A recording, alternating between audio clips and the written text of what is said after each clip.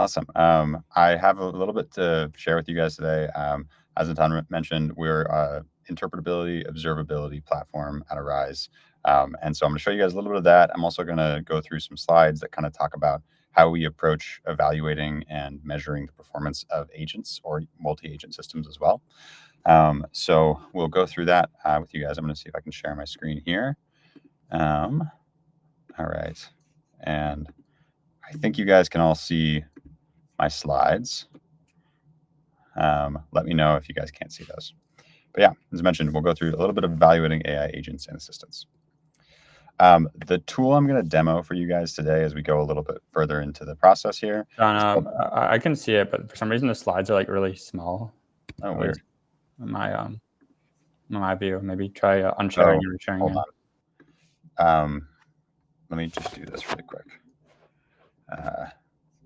I'll try resharing here. I don't know if anyone uses Arc browser, but I think it, man, of course. Okay.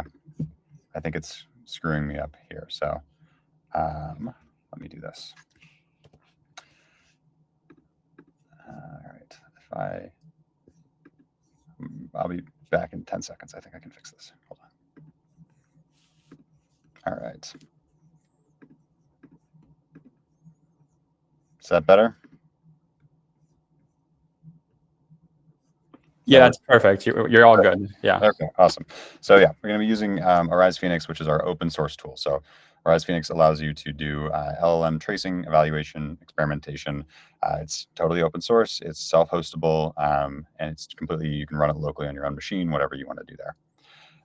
And if you like observability, if you like these open source tools, please do consider giving us a star on GitHub, because that's our only way of knowing the popularity of the tool, that and downloads. So please, if you like the tool, give us a star there. Awesome. I don't really need to go into too much detail about how important agents are and how much they have been a big part of last year and then this year. I think everyone on the call knows that, as we've seen some of these tooling and some of these tool calling capabilities be incorporated into models. So I'll skip past that and kind of dive into the meat of what we're going to talk through today. So before going into evaluating agents and how we approach evaluating them, one thing that's kind of helpful is just to do a little bit of level setting about how we think about an agent. And we typically think about three main components inside of the agent. So we think about a router, some sort of skills or execution branches, and then memory. And so I'll talk through each of those really quickly. The router, when we think about it in the context of agents, is typically that piece that determines which skill or which kind of path to follow inside of your agent based on whatever user query or previous steps have been completed. And so that could be LLM with function calling, which is one of the main ways we see people setting this up. Could be a simple NLP classifier. Could even be like rules-based code. Get into a little bit of definitions about what an agent is at that point, but we'll table that for later. And so routers are something that's used by lots of agents. It's not used by all agents. Some frameworks in particular kind of distribute the router logic as opposed to having it in one centralized location, but they still have some amount of deciding which step to take or which next step to follow. So we think about the router as one unit. We think about the skills and branches as the next. And so these are basically the capabilities of the agent. So things like it might have a RAG skill to be able to evaluate or to kind of complete a RAG pipeline there that it can use as a skill. It might have an external API that it could call. It could have other LLM calls, API calls, or application code that make up these capabilities of the agent. And so each of those agents has to have at least one of these. If you don't have any skills, then the agent can't really do anything. So you got to have at least one skill that you can complete. And then the final piece is memory. And so memory is something that is basically a shared state that can be accessed by all the skills as well as the router of the agent, kind of retains information as the agent executes. And the most common thing we see people storing in that memory is some sort of kind of messages object, especially when you're building an initial agent. That usually looks like the previous LLM calls or router calls, any tool responses, anything like that, to kind of be a log of what the agent has done so far. And actually some LLMs, if you're using them for routing, they rely on this sort of structure to know what's been done so far. So those are kind of the different pieces we see.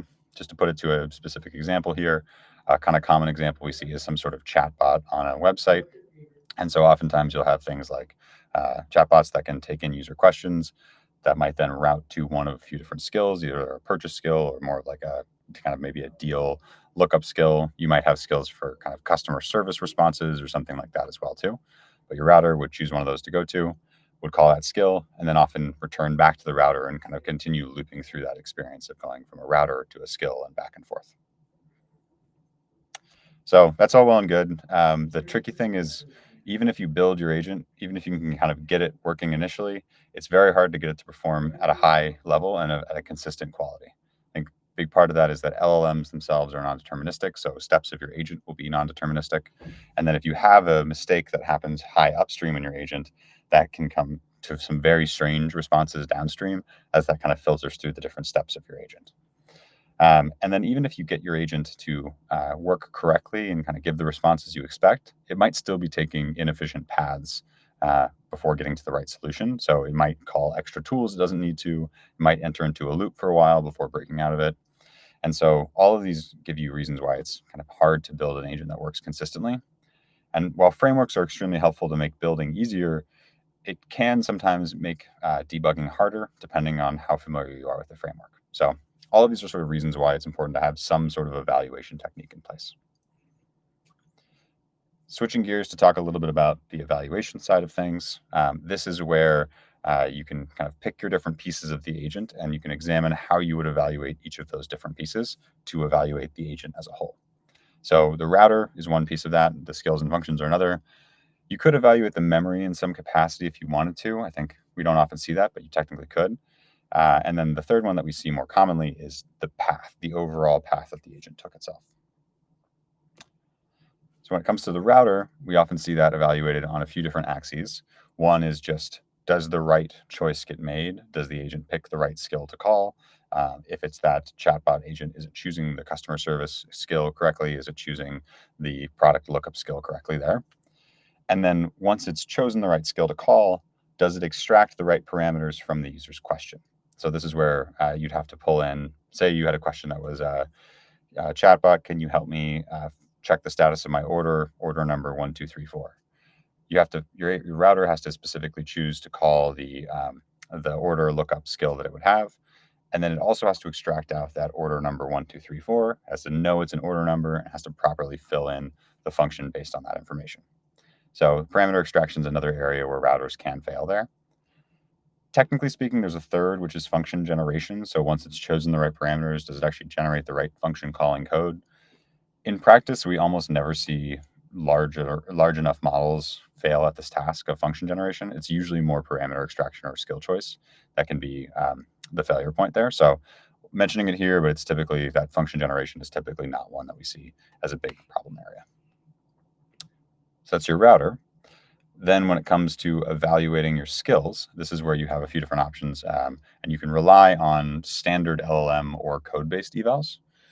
It's funny saying standard LLM evals, it's still kind of an evolving field, but there is some amount of standardization that we do see around how you evaluate different common LLM operations.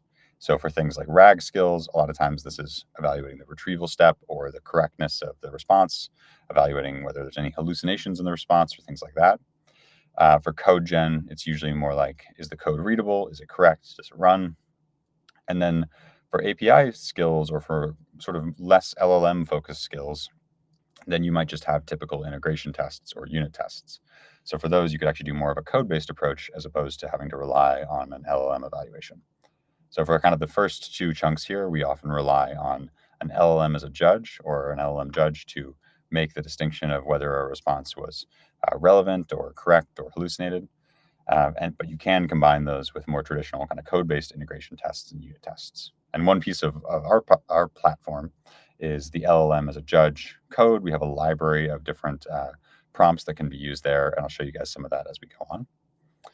And then for all of your skills, whether they're API-based, more code-based kind of tests or LLM-based kind of tests, you can always compare against ground truth data. And so if you have a golden data set that you can compare against, or if you can put one together, you can always use your comparison against that golden data set as an evaluation benchmark. And I won't go into it too much here, but I'm happy to dive into it further for anyone who's curious. But we typically kind of see this pattern where people will use that comparison against ground truth data for their development, and they'll kind of use that as a benchmark to see how the application is performing. And then they'll launch into production, and then they'll run some of these other evaluations on production data to kind of scale up evaluation much more and monitor the performance of their application, and then work some of what they see and what they find back into the experimentation phase and the development phase, and sort of move between those two. So oftentimes we see comparison against ground truth in more of the development side of things, and the other evals that we see here in more of the kind of production data side of things, but they do overlap as well too. And then finally, when it comes to the path, or this idea of convergence, or is your agent converging on the optimal path to go through for a type of query, the easiest way to actually check for this, and the way that everyone should start checking for this, is just look at your data and just look to see what kind of paths your agent is taking. That's sort of step zero, where when you are developing and building things out, you do want to actually examine the data that you're collecting, examine traces, which we'll look at in a second, to see what your agent's doing. It's almost like the vibe check in a way, but it is a step that people skip sometimes, and it is a really critical one as you're developing.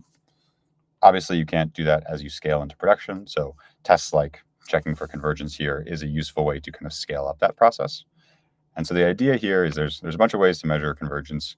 One that we do often is we will run an agent on a similar set of queries. So taking the Kindle example from a previous slide where users asked about deals on a Kindle, you would run your agent on that same question phrased a bunch of different ways, or many, many different ways, kind of questions where your agent should really take the same path through it, but you just phrase it in different ways to actually try to get it to trigger different paths or other behaviors. Then record the number of steps taken for each of those different runs. And you can calculate a numeric score based on that by essentially comparing the number of steps taken by each run to the minimum or number of steps or the optimal path that your agent took. And that gives you a representation of, hey, what percent of the time is my agent taking its minimum length path to get to a result? And so it gives you a way to kind of measure convergence at a more scalable way. So those are all three different kind of areas of an agent that you can evaluate. You can use different techniques to do that. I'm going to use the remainder of my time here. I have a few more minutes, and I'm going to actually show you guys a quick demo of what some of this looks like in the platform. And so I mentioned, again, open source tool that we have called Arize Phoenix that I've used to trace this particular agent. So in this case, I have set this up connected to an agent that allows me to talk to a local database. And so I can ask it to do things like, in this example here, create a bar chart showing total sales by store. I have a local database of sales data. I'm using this agent to either create bar charts from it or create different kinds of charting or just ask questions about the data. And so this is one particular run of the agent. And so what I can see going through this is I can actually follow all of the different calls that are made as my agent's executing.